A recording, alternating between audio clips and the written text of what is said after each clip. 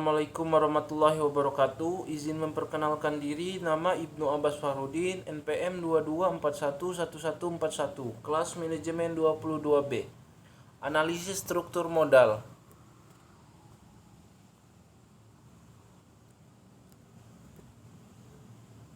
Pengertian struktur modal. Struktur modal merupakan gabungan kata dari struktur dan modal.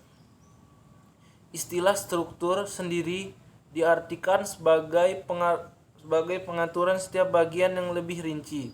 Sedangkan kata modal merupakan kumpulan uang pokok untuk menjalankan usaha.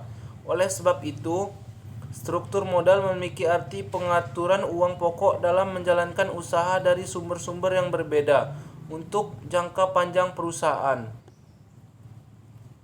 Dari penjelasan di atas, maka dapat kita kesimpulkan bahwa struktur modal atau capital struktur berkaitan dengan kombinasi saham, ekuitas, modal, saham preferensi, surat utang, pinjaman jangka panjang, laba yang tertahan, serta sumber dana jangka panjang lainnya yang berhasil dikumpulkan oleh perusahaan. Inilah yang membuat perusahaan melakukan pengawasan secara ketat terkait masa depan, kondisi keuangan perusahaannya.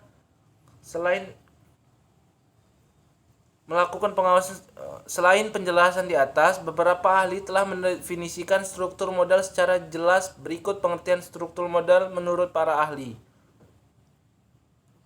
Menurut Gerstenberg mendefinisikan struktur modal sebagai suatu proses peningkatan kapitalisasi perusahaan untuk mencapai sumber serta daya yang dapat dikuasai seperti pinjaman, cadangan, saham, serta obligasi. Menurut John J. Hampton mengartikan struktur modal sebagai proses campuran dari suatu dampak yang ditimbulkan karena hutang dan ekuitas terhadap pembiayaan aset perusahaan. Menurut Aim Panday merupakan ahli keuangan terkemuka yang berhasil membuktikan kinerja. Ia juga ikut memberikan pengertian dari struktur modal.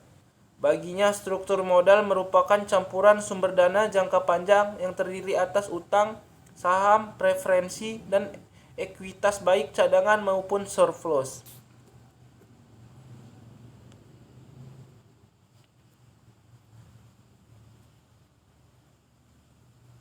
Dengan demikian, dapat diketahui bahwa struktur modal adalah suatu perimbangan serta kolaborasi antara modal sendiri dengan modal asing yang dimiliki suatu perusahaan.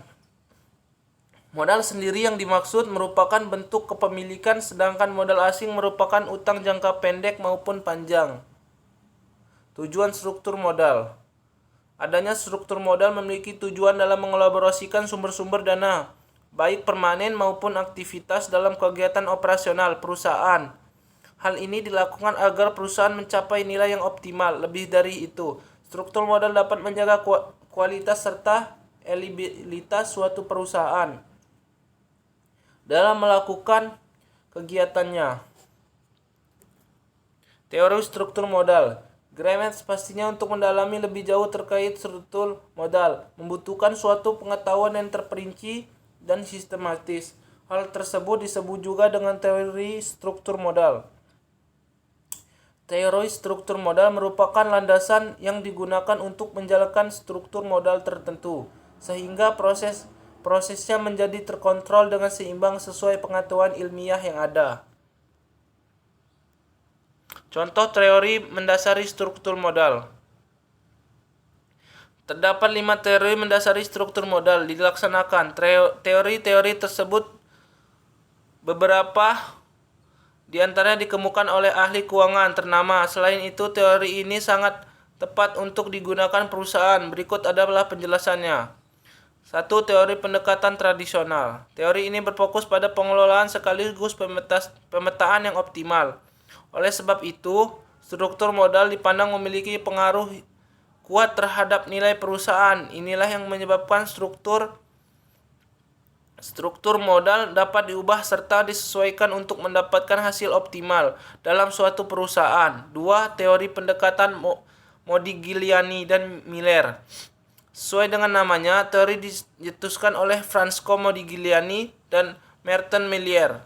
Keduanya memiliki pandangan yang sama saat membahas personal modal. Teori Modigliani dan Miller ini mengusulkan 3 proposisi penting, yaitu struktur modal tidak relevan dengan nilai perusahaan. Akibatnya nilai perusahaan identik akan tetap sama atau bertahan, sekaligus tidak memberikan pengaruh pada keuangan yang diadopsi untuk membiayai aset, sedangkan nilai perusahaan bergantung pada pendapatan yang diharapkan pada masa depan.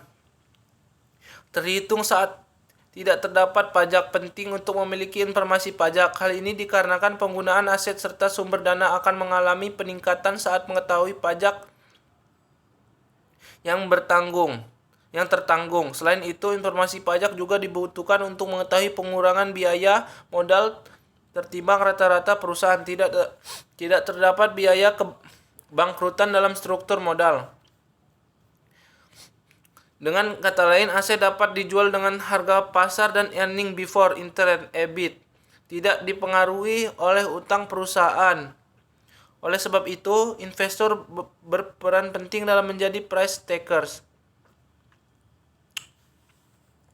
Teori trade-off memiliki pandangan bahwa untuk menentukan struktur modal yang optimal, maka dibutuhkan beberapa faktor seperti biaya keagenan, pajak, serta kesulitan keuangan.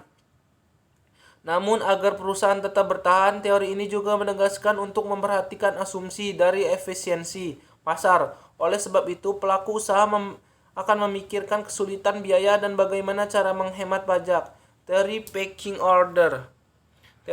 order memiliki sudut pandang bahwa tingkat keuntungan dapat dimiliki perusahaan berjumlah besar, maka hal tersebut akan membuat perusahaan sedikit memiliki hutang.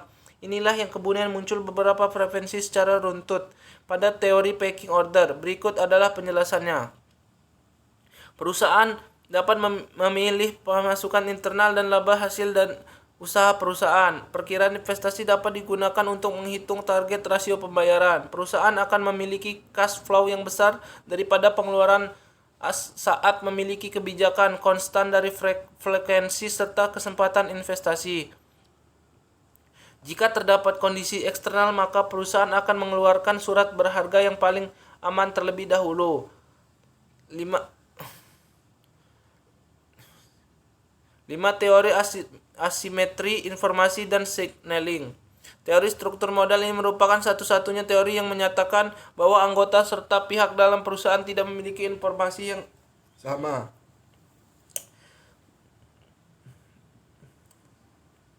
Terjadinya risiko. Ada 2 pandangan yang disampaikan dalam teori ini. Berikut penjelasan di bawah ini. Myers dan Maggio menyatakan bahwa adanya perbedaan perolahan informasi antara manajer dan pihak luar, di mana manajer memiliki informasi yang lebih lengkap tentang perusahaan daripada pihak luar. Oleh sebab itu, proses utama dalam perusahaan adalah manajer. Signaling merupakan pandangan yang menjelaskan bahwa pengembangan modal yang terjadi akibat hutang merupakan sinyal yang disampaikan manajer. Pada hal ini terjadi karena manajer berusaha untuk memastikan perusahaan memiliki prospek yang baik. Dengan kata lain, peningkatan saham serta mempertahankan investor yang terbuka luas. Faktor-faktor yang mempengaruhi struktur modal. Struktur aktiva atau tangibility, growth opportunity, ukuran perusahaan atau firm size. Ukuran perusahaan sangat mempengaruhi struktur modal. Hal ini dikarenakan aktivitas yang dapat dilakukan untuk mengembangkan struktur modal terlibat dari kemajuan atau besar kecilnya suatu perusahaan. Profitabilitas perusahaan dengan profitabilitas keuntungan tinggi biasanya memiliki dana internal yang tinggi. Begitu pula alokasi dana cadangan. Risiko bisnis.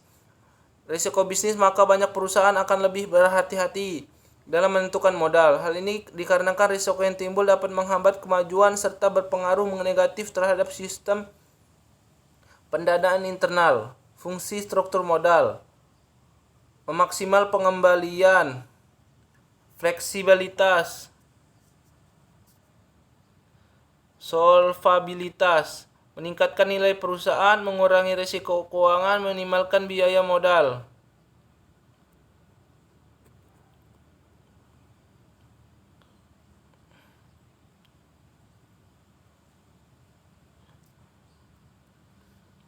Perbedaan struktur modal, struktur keuangan dari struktur aset. Kesimpulan dari keseluruhan penjelasan di atas, struktur modal dapat kita pahami sebagai perbandingan yang terjadi pada modal ditahan dengan ekuitas modal kepemilikan baik jangka pendek maupun jangka panjang. Adapun tujuan struktur modal sendiri adalah untuk menggabungkan sumber-sumber dana permanen dan lancar untuk operasional perusahaan. Hal tersebut dapat terwujud jika perusahaan memiliki pengelolaan struktur modal yang baik. Kondisi keuangan baik internal maupun eksternal akan terjaga aman sehingga perusahaan akan terhindar dari kebangkrutan finansial. Terjaga juga akan terhindar dari utang atau pinjaman eksternal. Harapannya perusahaan-perusahaan dapat memiliki kemajuan yang signifikan secara finansial dengan memahami struktur modal baik. Selain itu, perusahaan dengan struktur modal baik banyak dicari oleh para investor yang ingin menanamkan uangnya. Inilah yang membuat perusahaan mampu bertahan di tengah kondisi persaingan. Terima kasih. Wassalamualaikum warahmatullahi wabarakatuh.